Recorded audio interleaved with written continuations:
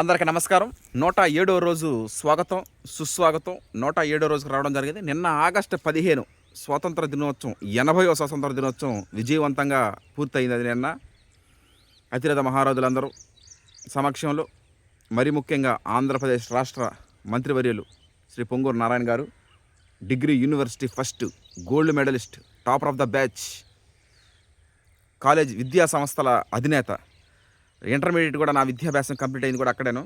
ఆయన చేతుల మీదుగా ఆ ప్రశంసాపత్రం, ప్రకృతి వ్యవసాయం మనం చేస్తున్నటువంటి ప్రకృతి వ్యవసాయం 5 సంవత్సరాల నుంచి నూతన వరి వంగడాలు వేయడం కోసం మనకి ఆ ప్రశంసాపత్రం అందుకోవడం జరిగింది. ఇది ఒక సంతోషకరమైన విషయం.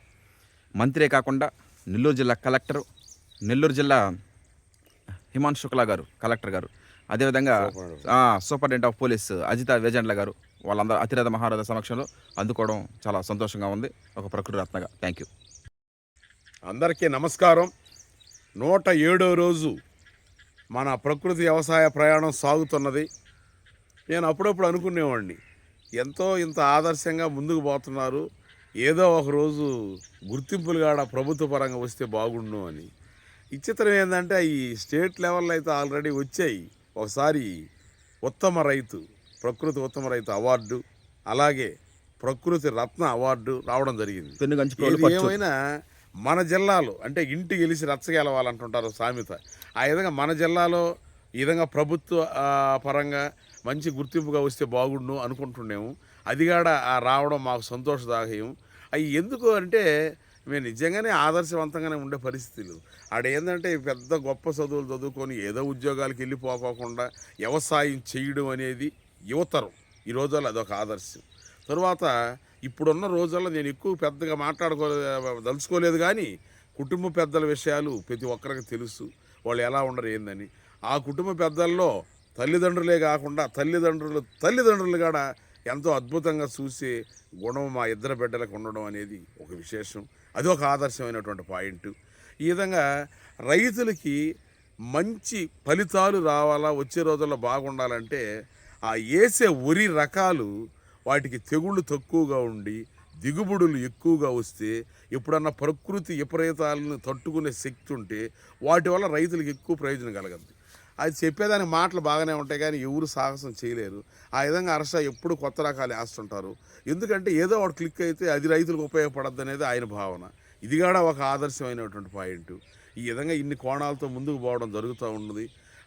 అసలు నన్ను అడిగితే ఈ వృత్తిరీత్యా బాగా మెరిట్గా ఉండేవాళ్ళ సంగతి అట్టుండిచ్చి, కుటుంబానికి కూడా అంటే ఉత్తమ కుటుంబ సభ్యులుగా ఉండేవాళ్ళు కూడా కొంతమంది ఉంటారు.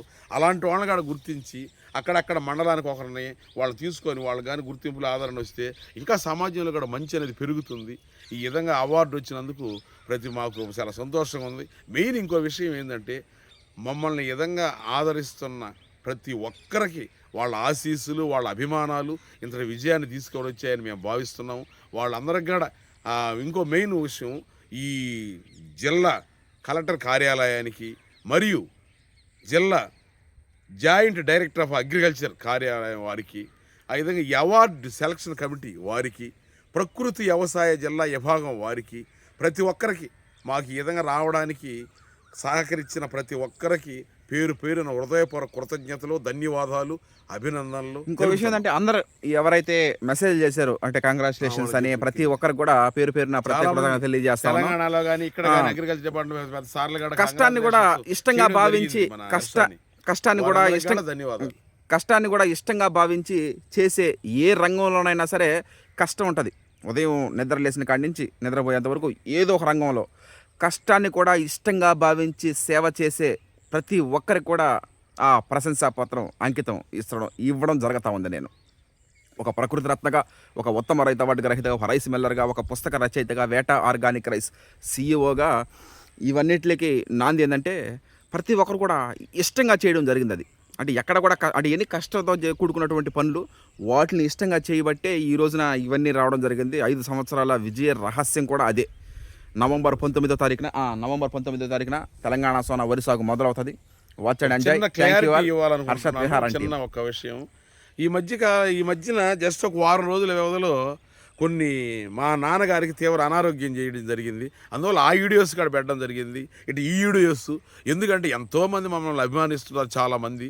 వాళ్ళకి క్లియరిటీ ఇవ్వడానికి నేను ఈ విషయం చెబుతున్నాను. పోయిన సోమవారం రోజు హార్ట్ ప్రాబ్లంగా ఆయనకి తీవ్ర అనారోగ్యం చేయడం జరిగింది.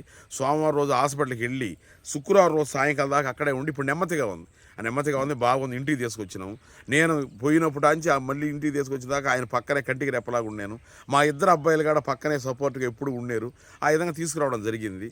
అది నాకు పుత్ర ధర్మం. అది ఆ రోజు రాత్రి 8 గంటలప్పుడు ఈ విధంగా హర్షకి ఈ ప్రకృతి వ్యవసాయం మీద జిల్లా స్థాయిలో ఒక రైతుకి అవార్డు ఇస్తున్నాం, ఆ అవార్డు హర్ష అని అన్నారు. ఆ దానికి అటెండ్ కావడం జరిగింది. నేను అన్ని చూసుకొని మా నాన్నగారు గారు చెప్పి విషయాలు పోవడం జరిగింది. అది పుత్ర ఉత్సాహం. అది ఈరోజు ఈ వారం రోజుల నుంచి పొలాల్లో సరిగ్గా లేకపోతే నీళ్లు పాళ్ళు ఇవన్నీ చేయడం జరిగింది. ఇది రైతు ధర్మం. అన్ని ధర్మాలు పాటిస్తూ మనం ముందుకు పోతే అదే విజయం ఆదర్శ తథ్యం. కుటుంబం. ఏ అదే రంగంలోనైనా ఆదర్శ అది ఇష్టంగా చేసి ముందుకు సాగుతా ఉంటే విజయం తథ్యం. Okay, thank you. సినిమాలలో ఆదర్శ థ్యాంక్ యూ. కుటుంబాలు అంటే పెడుతూ ఉంటారు.